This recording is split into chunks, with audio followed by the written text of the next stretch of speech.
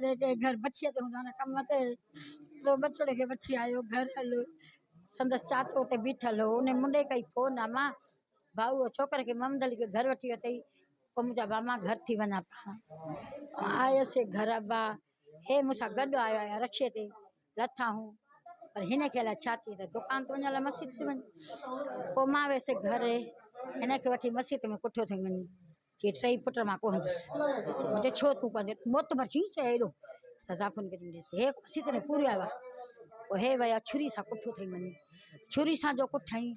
को वरी घर आयो हिनन के चवतई त हिनन के मार दस हो मारे पिटी करे आया कोई वनी दिसो पंज के मां हिनन के मार दस को हे रीहू करे सा चुंबड़ी पाऊ हिने के बचायोसी यो नंडड़ो भजी वियो को पते हथ कयो असा चो हथ करे छोकरे के बचाइजो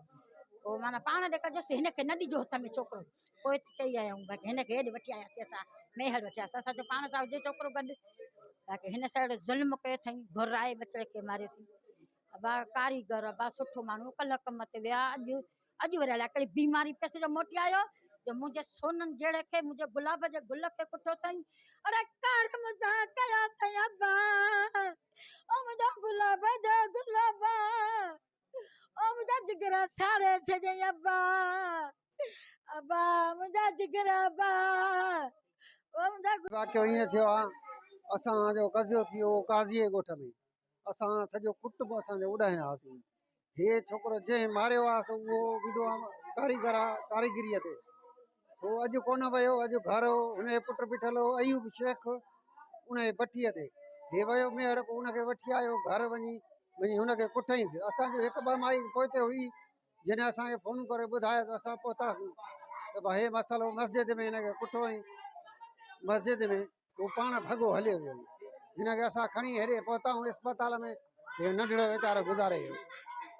अब मां काज़िया हुकम हो कजियो थियो सही भाउ ओॾे आयासीं सभु ओॾे आयासीं मोहर भाउ हेॾे आयो छोकिरे खे चई वठी त चई मां हल त चकर हलजऊं ॻोठ ते पोइ ओॾे वठी असां आयासीं काज़िया पोइ मूंखे भाउ कई फोन चई टिकियूं ॿ वठी आ मथे में सूर पियो आहे मां सही आहे मां आयुसि ॿीहर टिकियूं वठण त हमरा फोन कई चयो मस्जिद में छोकिरो तव्हां कोई भाइटियो मां सही आहे मां वञासि थो वरी मोहर भाउ हेॾो खयूं पहुचे रस्ते ते वरी आयासीं हिते अस्पताल